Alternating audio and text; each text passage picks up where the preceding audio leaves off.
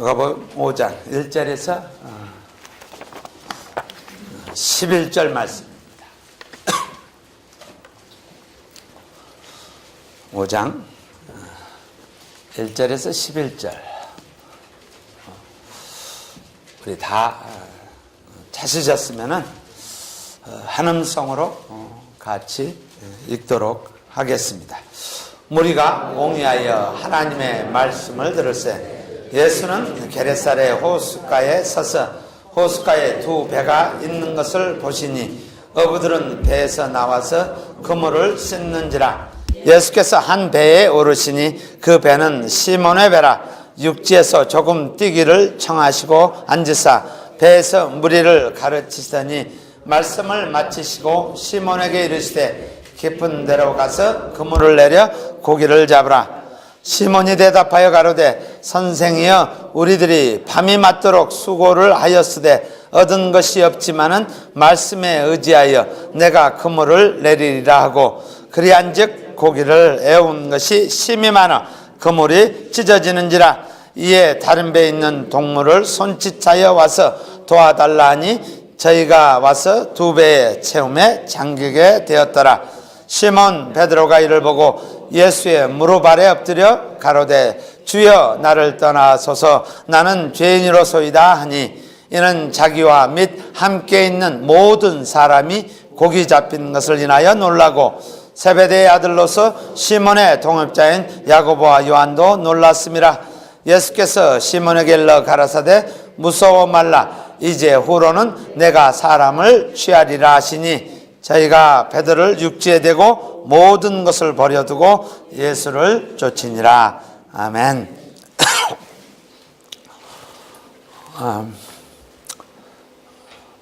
도가니, 영화 도가니의 포스터입니다.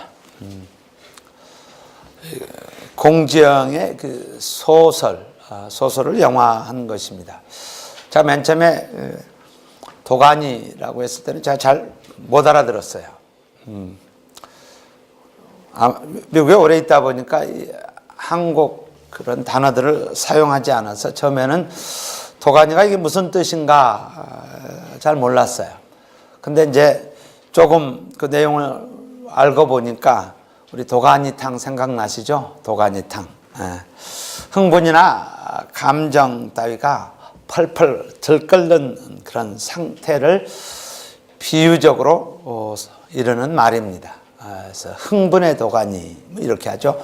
완전히 그냥 차고 넘치는 상태, 펄펄 끓어버리는 그런 상태, 그것을 도가니라고 합니다. 이것은 광주 인하학교 장애 아이들을 위한 특수학교입니다. 그 스페셜 에듀케이션을 시키는 그런 학교였습니다. 제가 이 스토리를 두고 두 가지 충격을 받았습니다. 첫 번째 충격은 장애 아이들을 돌봐주어야 할 교직원들, 리더들이 그 힘없는 그 청각 장애 아이들을 성폭행했던 그런 사실을 듣고 충격을 받았습니다. 근데 그것도 보호자가 있는 그것이 아니라 어느 누구도 프로텍트를 할 수 없는, 보호를 할 수 없는, 다시 말해서 보호자가 없는 지적 장애자들, 어떤 자기의 사고 능력이 없어서 전혀 디펜스를 할 수 없는 이 자녀들을만 골라서 성폭행을 했다는 사실입니다. 아마 세대가 갈수록 세분화되고 가정이 불혹이 됨으로 말미암아 가장 이런 틀에 희생 제물이 되어지는 것은 우리의 자녀들입니다. 특별히 티네이저 자녀들은 엄청난 갈등과 어려움 가운데 며칠 전에 어제인가요? 티네이저들의 갈등으로 인해서 IS에 돌아가는 그런 아이도 모습을 보게 됩니다. 하여튼 이 스토리의 두 번째 충격은 저에게 성폭력이 바로 이것을 한 사람이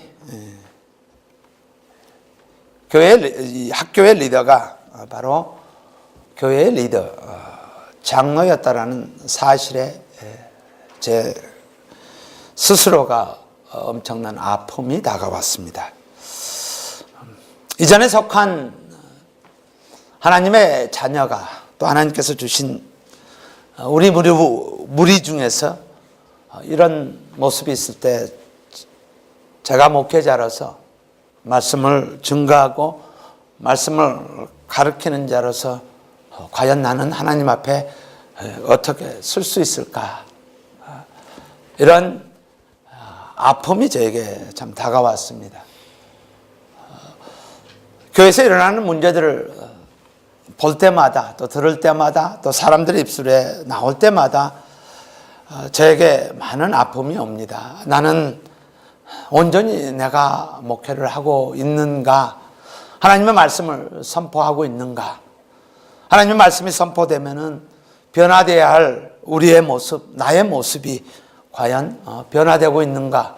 아니면은 이것은 마치 지식, 인포메이션으로서 끝나는 그러한 예배인가? 그러한 삶인가? 과연 나는 어디에 있는가? 이 교회는 어디에 있는가? 라는 그 채찍을 가하게 됩니다. 어떨 때는 많이 힘이 들고 이 영화를 통해서 전 나라가 들끓고 최근에 아이들 폭력하는 것 그런 모습을 볼 때 온 나라가 들끓는 것 아무 철없는 아이를 그냥 쥐어패는 그런 모습들을 볼 때마다 나는 어디에 지금 서 있는가라는 Where I am 그런 질문을 하게 됩니다. 오늘 이 말씀은 첫 번째 제자 베드로를 만나고 또한 제자를 부르는 그런 장면에 있습니다. 장소는 게네사렛 호숫가 이렇게 나옵니다. 1절에. 그러나 저와 여러분에게 익숙한 다른 것은 갈릴리 바다입니다. 지도를 보시면은 여기는 북쪽에 헐몬산이 있고 그 다음에 헐몬산의 물을 받아서 남쪽으로 다시 물을 사해로 내려다주는 그러한 북쪽에 있는 바다. 사실은 다른 기록자들은 이것을 바다로 하지만 누가는 여행을 많이 해서 게네사렛 호숫가 레이크라는 단어를 사용합니다. 그러나 다른 기자들은 바다를 보지 못해서 이것을 하도 넓어서 미시간 바다 이렇게 표현하는 것처럼 바다로 부릅니다. 여기에 첫 단어가 5장 1절에 첫 단어가 물이라는 단어가 나옵니다.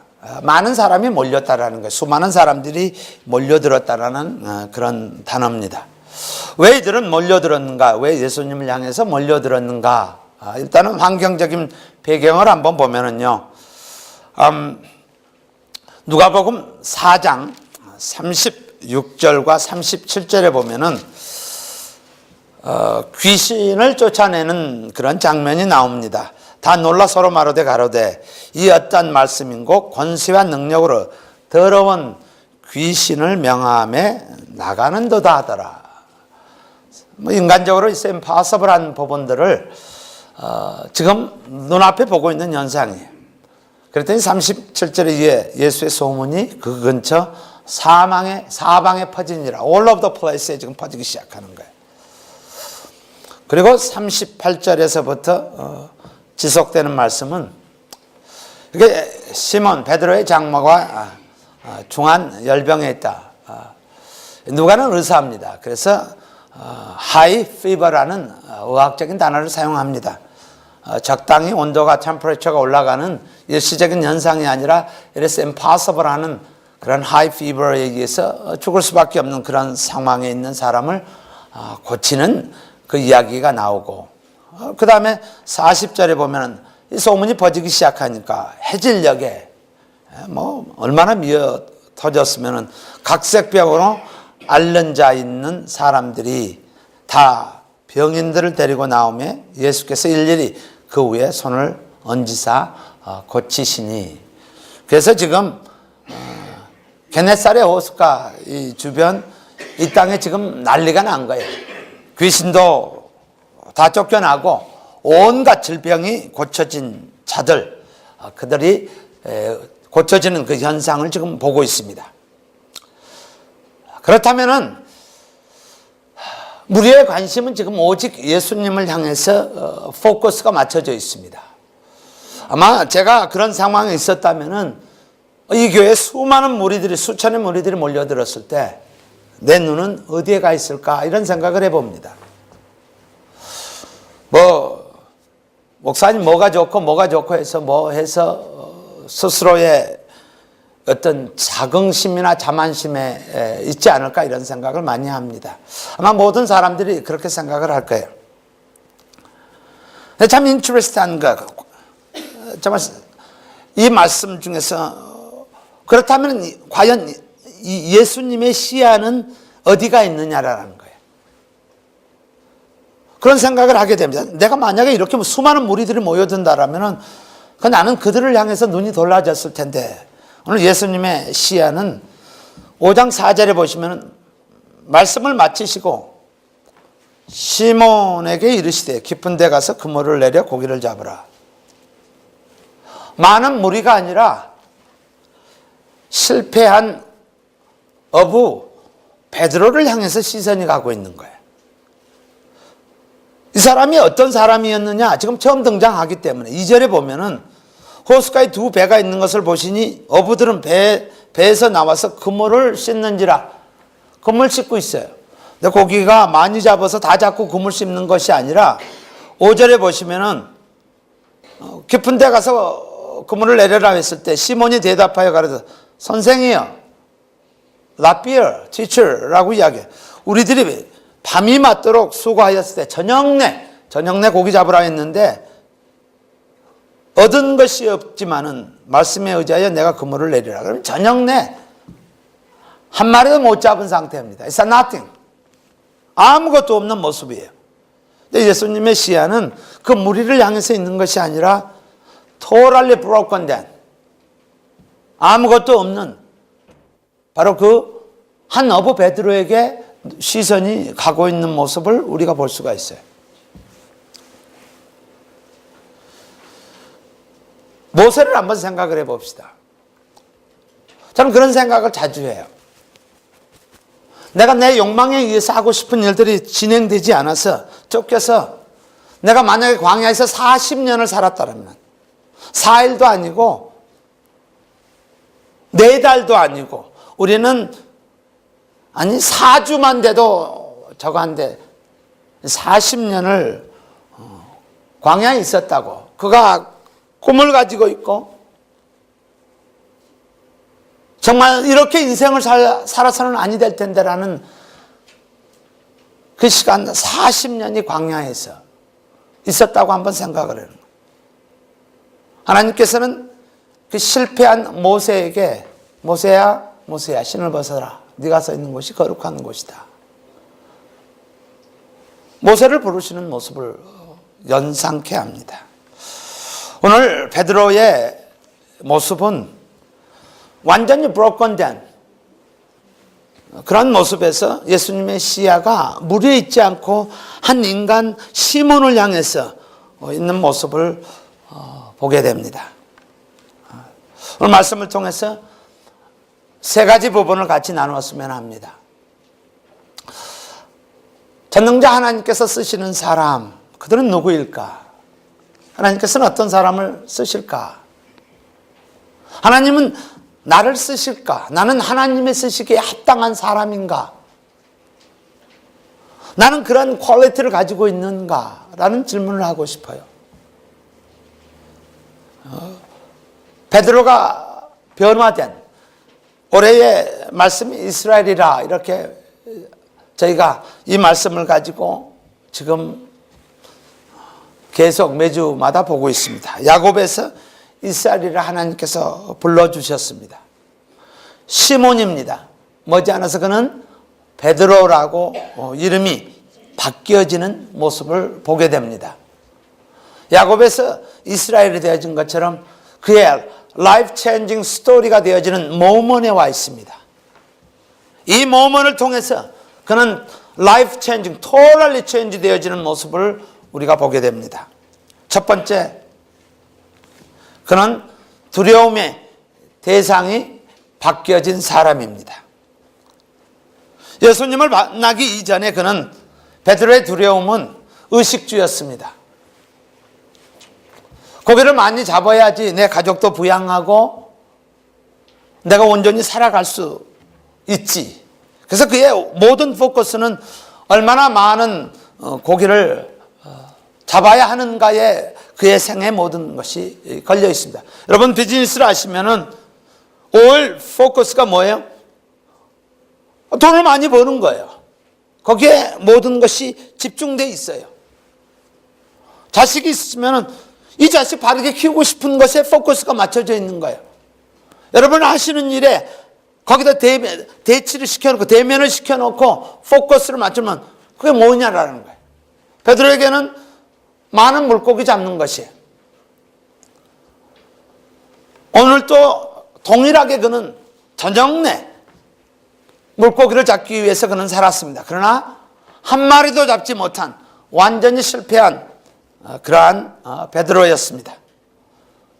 올드베이 바람에 있는 바닥에 있는 그런 모습입니다. 마치 모세가 40년 동안 광야에서 있는 그 모습과 동일합니다. 그때 예수님께서 제안을 합니다. 4절에 말씀을 마치고 He finished the sermon, 그렇죠? 설교를 마치시고 말씀을 마치시고 시몬에게 이야기를 합니다. 이르시되 깊은 데 가서 그물을 내려 고기를 잡으라. 이 말씀에 나 같으면 순종을 하겠느냐라는 거예요. 물론 여러 가지 배경을 통해서 그는 전능자고 귀신도 쫓아내고 아픈 사람도 고쳐주고 그러니까 오케이, I'll do it 이렇게 생각할 수도 있어요. 근데 그게 그렇게 우리 생각이, 우리의 사고방식이 그렇게 제너럴하지 않아요. 내가 조금 알고 있다라면은 그렇게 생각이 제너럴하지 않아요. 자기는 고기 잡는데 잔뼈가 굵은 사람이에요. 내가 무엇을 한 가지 사실을 알고 있다라면은 그 사실에 우리는 집착이 돼 있어서 다른 사람의 이야기를 별로 듣고 싶지 않아요. 서제션이 있어도 그것을 받아들이질 않아요. 근데 그걸 한번 생각을 해보는 거예요. 나 같으면 이런 상황에서 쉽게 억셉트를 하였을까? 말씀에 의지하여 내가 그물을 내리리라 라고 했을까라는 거예요. 그는 목수 출신이고 나는 어부 출신이고 또 상식적으로 안 되는 거예요. 보편적으로 밤이 되면은 추워지니까 어떻게 해요? 고기들은 밖으로 나는 거예요. 낮 되면 고기들은 안에 들어가는 거, 그건 내추럴한 현상이에요. 즉 그게 커먼 센스가 통하는 거예요. 경험을 통해서 우리가 알 수가 있어요. 뜨거운 여름 되면 고기는 시원한 가운데로 센터로 들어가는 것이 당연한 거예요. 그러니 이런 상식에도 맞지 않는 거예요. 그래서 그물을 내리라고 하니 뭐라 그러겠어요? 깊은 데로 내려라? Doesn't make sense. 그러나 여기서 중요한 베드로의 고백이 나옵니다. 말씀에 의지하여라는 단어가 나옵니다. 믿음 생활에 있어서 세상 생활이면은 우리가 배운 수학의 원칙이고 그리고 커먼센스의 원칙에 의해서 우리는 돌아가게끔 돼 있습니다. 또 그렇게 해야지 되고요. 또 거기에다 부지런해야지 돼요. 그래야만이 우리는 성공할 수가 있어요. 그러나 신앙이라는 다시 하나님을 믿는 자들에게는 상식을 오버컴해야만이 가능한 거예요. 커먼센스가 통하지가 않아요. 홍해 앞에서의 순종이라는 것은 it's impossible한 거예요. 우리의 natural law, 우리의 자연의 법칙에 의해서 홍해가 갈라진다는 것은 it's impossible한 거예요. 손 마른 자에게 손을 내밀라라고 했을 때는 이미 픽싱 되어진 것에 손을 내밀라 하면은 당신 뭔 소리 하고 있는 거야 라는 소리가 먼저 나오는 거예요. 순종이라는 단어가 doesn't make sense. 가나의 혼인잔치에 포도주가 떨어졌을 때 발 닦는 통에 물통에다 물 태워라 라고 했을 때 왜요? 왜요? 라고 나오지. 그것을 순종이라는 개념으로 시공을 초월하는 하나님의 디멘션에 들어가는 데 있어서 우리는 그것을 resist 하는 거예요. 여리고 성을 정복을 하는데 돌아라, 뱅뱅뱅뱅 돌아라 라고 이야기했을 때 우리의 생각은 무기 만들고 작전 짜고 해서 하는 것이 우리의 방법이잖아요. 네, 하나님께서는 말씀에 의지하여라는 순종을 요구합니다. experience가 하나님을 경험하는 자들에게 물어봤을 때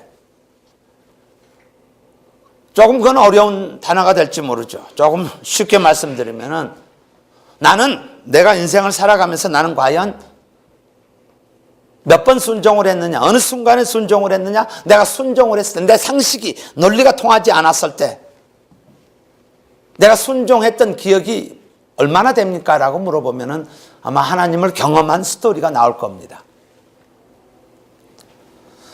자, 그가 순종해서 난리가 난 거예요. 6절, 7절에 보면 이것을 대박이라고 합니다. 그렇죠? 요즘에 우리 대박이라는 단어가 많이 사용되죠. 그리한즉 고기를 애운 것이 심히 많아 그물이 찢어지는지라. 이에 다른 배에 있는 동물을 손짓하여 와서 도와달라 하니 저희가 와서 2배의 채움에 얼마나 잡았는지 대박이 나서 배가 잠기게 되어졌더라. 이거는 뭐냐면 out of limit이에요. 우리가 할 수 있는, 인간이 할 수 있는 그 역량을 넘어서 out of limit. 상상을 할 수 없는 imagination, out of imagination에 지금 들어가는 거예요. 자, 그렇다면 또 하나의 질문, 이 말씀 가운데서 저는 내 스스로가 냉정하게 이 말씀 가운데 내가 대박이 나였을 때, 내 삶 가운데 순종해서 대박이 났을 때 그 다음 나는 뭐라고 어떻게 반응할 것이냐라는 거예요. 여러분들이 기도하시고 믿음 생활 잘 하셔서 비즈니스에 대박이 난 거예요. 돈이 엄청나게 벌어진 것이에요. Then what? 그 다음에 문제. 우리 기도합니다. 세상에 어찌할 수가 없어서, 세상에 치료할 수가 없어서 그냥 기도합니다. 하나님, 하나님의 터칭이, 간섭이 필요합니다. 하나님 은혜 좀 주십시오. 그렇지 않으면 내가 견디지 못하겠습니다. 하나님. 자, 그래서 치유가 됐습니다. Then what? 그 다음에 문제라는 거예요. 여러분 자녀들 하나님께서 선물 주셨죠. 때로는 사고 쳐서 애달픔에서 하나님 내 자녀 좀 어떻게 좀 해주십시오라고 해서 하나님께서 응답해 주셨어요. Then what? 그 다음에 문제예요. 오늘 8절의 말씀에는 totally out of control이에요. 우리가 상상을 할 수 없는 전개가 이루어지는 모습이에요. 우리 이렇게 생각할 수가 있어요. 내가 시몬이라면 나 이렇게 생각할 수 있어요. 그물 던지는 거는 I'm one of the best. 갈릴리 바다에서 one of the best예요. 나 그물 던지는 거 하나는 일가견을 가지고 있는 사람입니다. 플러스 그러나 저는 GPS가 없어요. 물고기가 어디 있는지 I don't know that. 저에게는 GPS가 없으니 예수님께서 GPS 되어주시면 우리가 동업을 하면 기가 막힐 겁니다라는 거예요. 지적만 해 주십시오. 나 그물 내려서 엄청난 양의 피쉬를 얻어서 나는 갑부가 될 수가 있습니다.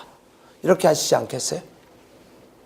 비즈니스 성공했을 때 야 성공했다라는 거예요. 역시 예수님 짱이야 짱. 나랑 평생을 나랑 동업합시다. 이렇게 생각할 거 아니에요. 그렇지 않아요? 근데 8절 말씀에 베드로의 반응이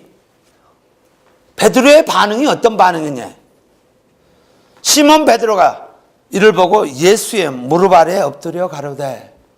아니 대박 터졌는데 왜 무릎 꿇고 엎드려? 주여 나를 떠나서서. 이게 무슨 소리 하는 거야? 나는 죄인으로소이다 하니. 우리의 커먼 센스, 상식을 지금 아웃하는 부분이에요. 저와 여러분이, 저도 그래요. 죄성이 꽉 차 있어서요. 연구에서 논문 잘 나오면요. 와, 하나님 짱이야. 계속 아이디어 주세요. 그래서 나 세상에 가서 계속 이야기하고 다닐 거예요. 비즈니스 잘 되면요. 하나님 감사합니다. Thank you so much. 계속 저랑 동업해서 이 비즈니스 키워주세요. 이렇게 하겠죠. 지금 8절에 있는 말씀은 두려워함이 바뀌어집니다. The fear, 경외함이 바뀌어집니다. 예수님을 두려워하고 있어요. 신적 능력 앞에서 무릎 꿇는 베드로입니다. 이분이 과연 누구인가? 내가 살아온 두려움이, 그 두려움이 바뀌어지는 순간입니다. 지금까지는 얼마나 많은 돈을 벌어야 하고 얼마나 많은 물고기를 잡아야 하며 내 생계가 어떻게 되어진다라는 그 두려움에 사로잡힌 자가, 이제 그가 두려워하는 대상이 예수님으로 바뀌어가고 있는 것이에요. 주여, 무릎을 꿇는 모습을 봅니다. 저는 이 말씀을 묵상하면서, 준비하면서 지금 이 교회에 또 하나님께서 보내주신 성도들에게 하나님의 능력이 임할 때, 하나님의 은혜가 임할 때, 하나님의 전능성이 임할 때, 이 세대는 두려움이 없다라는 것입니다. 병이 고쳐지고요, 기도가 응답이 되고, 아이가 회복되고, 사업이 잘 될 때 엎드려짐이 없다라는 것, 두려움의 대상이 누구인가가 없다라는 사실이에요. 10명의 문둥병자 중에서 한 사람만 돌아와서 엎드려 살해하니라 이렇게 나와요. 문둥병은요, 그 당시에는 incurable예요. 고칠 수 없는 상태예요. 근데 고쳐졌어요. 대박 난 거예요, 대박. 근데 엎드리는 자는, 경외하는 자는 한 사람이라는 사실이에요. 그 세대와 지금의 세대는 다르지 않다라는 것을 우리는 알 수가 있습니다. 마치 우리 자녀들과 똑같아요. 제가 어디 갔다 와서 선물 하나 주면요, 사다 주면은 땡큐 하고 안 나와요. 지방에 들어가서 주신 자가 누구인지를 두려워할지 몰라요. 아빠 땡큐, you are my best. 아빠 고마워. 이게 아니라 선물 받고 횡 들어가서 전혀 recognize를 못하는 우리의 모습이라는 거예요. 그래서 이제 8절을 보면서 야, it's amazing guy. 영안이 열려지는 모습을 보는 거예요. 야, 이거 뭐 진짜 대박이네. 물고기 지금 배 2개가 아니라 평생을 지금 엄청난 능력 안에 살아가는 그 놀라운 모습을 그가 보는 거예요. 저 여러분, 이 말씀을 통해서 두려움의 대상이 무엇입니까? 라는 거예요. 생계가 두려우십니까? 아니면 예수님이 두려우십니까? 하나님이 두려우십니까? 생각 좀 해보자라는 거예요. 베드로가 바로 이것이 변화된 것입니다. 두려움의 대상이 변화됐습니다. 두 번째는요, 선생에서 주여로 호칭이 바뀌어집니다. 5절에 보면은 시몬이 대답해 가로되 선생이여, 선생은 내 인생의 삶에 있어서 A 포션인 파트입니다. 내가 필요하면은 물어보는 사람 정도, 요 정도가 선생이에요. 티처는. 그렇죠? 여러분이 조금 힘들면은 선생님 요거 좀 풀어주시겠어요? 도와주시겠어요? 라는, 내가 주인이지만은 내가 필요할 때 가끔 왔다 갔다 하면서 물어보는 대상, 그것을 선생이라고 합니다. 근데 그 단어가 주여, 8절에 주여라고 주인이여, Lord라는 단어가 바뀌어집니다.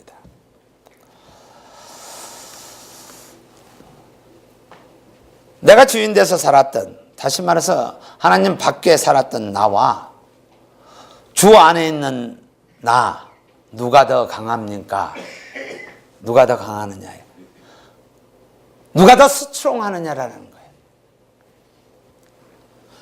모세 80세의 무력한 자입니다. 주 안에 있는 모세일 때, 하나님 안에 있는 모세일 때 세계에서 가장 강력한 바로를 무너뜨릴 수 있는 자가 됩니다. I'm not fear of you. 나는 더 이상 너를 두려워하지 않는다라고 그는 애굽으로 들어가는 모세를 보게 됩니다.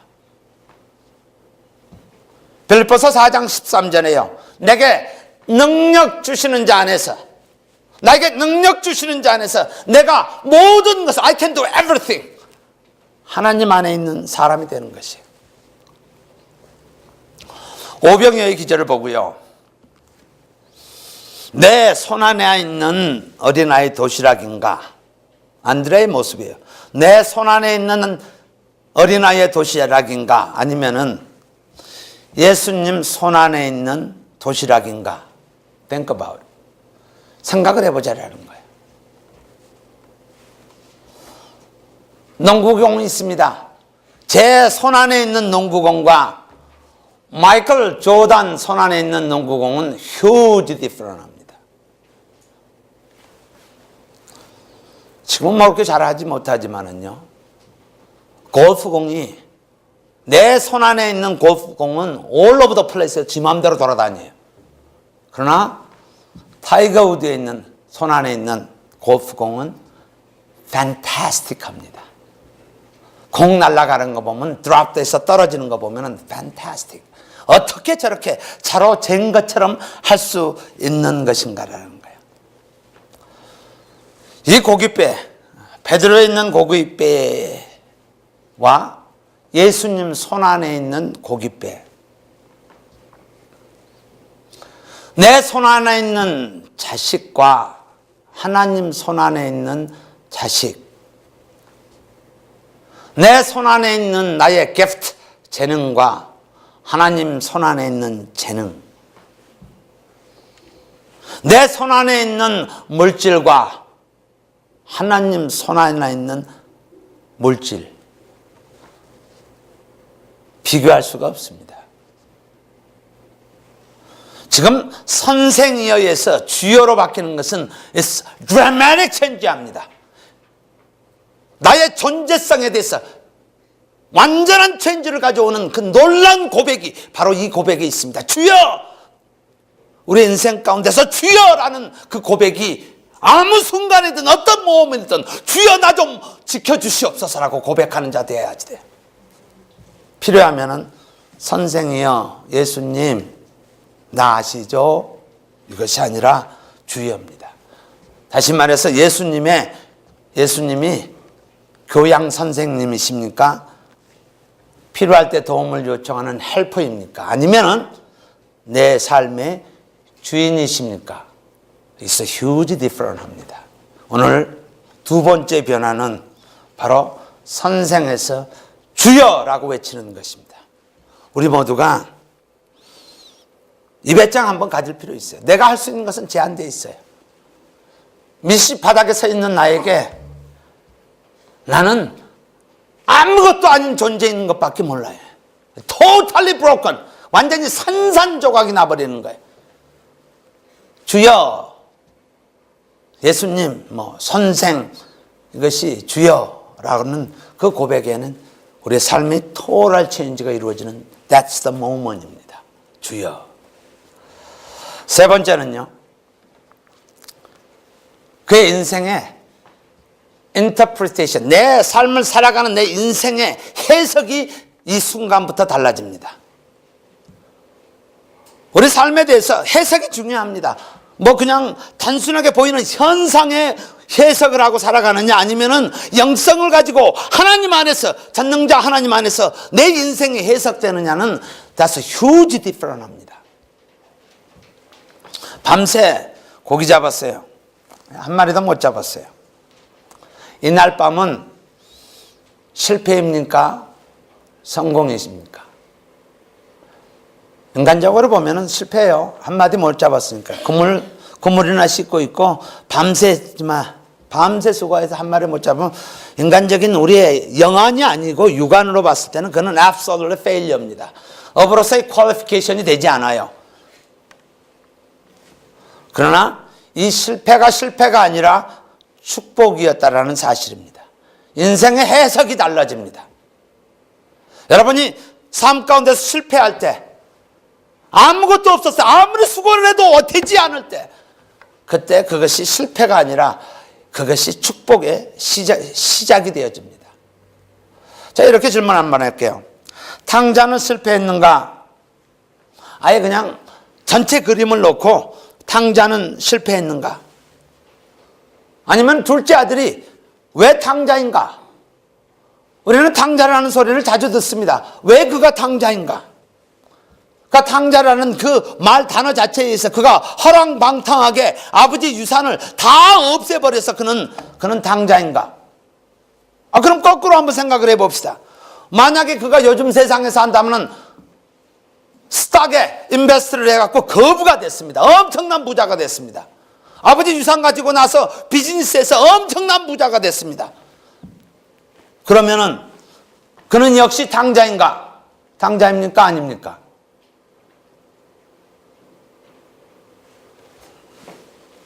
그도 역시 탕자입니다. 탕자는 얼마나 돈을 벌었느냐 못 벌었느냐 양과 상관이 없습니다. 그가 빌 게이츠처럼 거부가 되었는지 하여도 그는 여전히 탕자입니다. 탕자란 아버지를 떠난 것이 탕자입니다. 내가 돈을 얼마나 소유하고 있느냐, 얼마나 명예를 가지고 있느냐, 그거 it doesn't matter. 하나님의 품을 떠난 자가 탕자입니다. 우리의 시선이 보이는 현상에 보면은 그거는 육적인 그리스도인이라고 합니다. 우리는 영성을 봐야 합니다. 그래서 성경에는 누가복음 15장에는 클리어하게 두 부류의 탕자가 있다고 합니다. 이거는 전혀 물질을 보는 그것 때문에 탕자로 해석을 하면 wrong place입니다. 잘못 가고 있습니다. 첫 번째 탕자는 아버지가 싫다고 눈앞에서 면전에서 떠나서 가는 것, 그것을 탕자라고 합니다. 두 번째는 집탕이라고 하죠. 집 안에 있는 탕자입니다. 아버지가 내 곁에 있지만은 아버지의 마음을 전혀 헤아리지 못하는 자식, 그것을 집 안에 있는 탕자입니다. 아버지 마음이 뭐예요?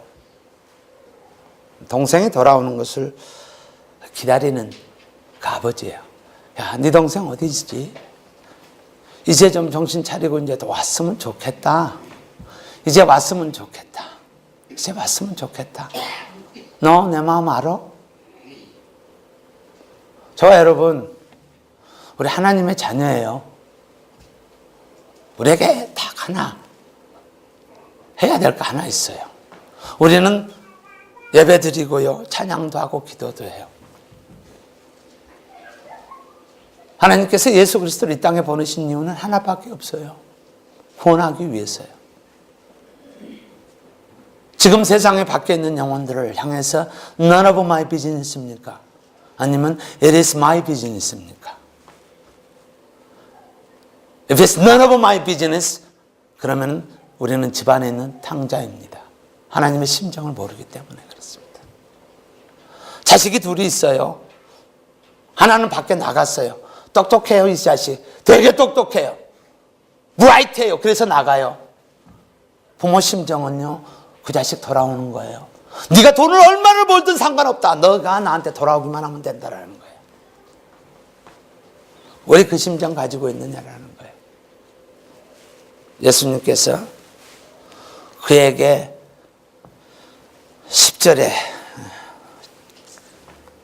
예수께서 시몬에게 일러 가라사대 무서워 말라. 이제 fear가 바뀌어집니다. 이제 후로는 내가 사람을 취하리라 하시니, 고기에서 피쉬에서 사람으로 나갑니다. 취하다, 사로잡다, 긁어모은다, 너를 통해서 복의 근원이 된다, 하나님의 축복이 임한다 라는 완전히 토럴 체인지, 영적으로 지금 바뀌어지는 그 단어가 나오기 시작합니다. 도가니의 장로를 다시 한번, 처치 리더를 다시 한번 생각을 하게 됩니다. 저도 그런 자리에 설 수 있었고, 또 우리 모두가 그런 자리에 설 수 있는 존재들입니다. 야곱이 하나님을 만났지만은 끝까지 아직도 술수를 쓰고 있는 그 모습을 보게 됩니다. 그러나 마치 베드로가 예수님을 만났던 the moment, 이 moment처럼 우리 교회가, 저와 여러분이 이제는 더 이상 야곱에서 머물러 있지 말고 이제 이스라엘이 되자라는 거예요. This is the moment. 마치 베드로가 시몬이 예수님을 만났다는 것처럼, 그의 변화가 있었던 것처럼 이 교회 이제 변하자라는 거예요. 우리의 삶이 이제 변하자라는 거예요. 하나님의 마음에 합당한 자들 되자라는 거예요. 이제 세상에 있는 것을 소유가 아니라 이제 두려워할 대상은 내가 돈을 얼마나 벌고 못 벌고 내 자식이 얼마나 잘 되고 안 되고 거기에 두려움이 있는 것이 아니라 하나님, 예수님을 두려워하는 두려움의 대상이 바뀌자라는 거예요. 우리 같이 한 음성으로 한번 한 목소리로 한번 해봅시다. 하나님을 두려워합시다. 하나님을 두려워합시다. 이스라엘이 됩시다. 네. 저와 여러분이 마치 베드로가 선택을 받아서 부름을 받아서 쓰이는 것처럼 저와 여러분이 그런 귀한 복음의 사역에 쓰임받는 하나님의 자녀가 되기를 주의 이름으로 축원합니다.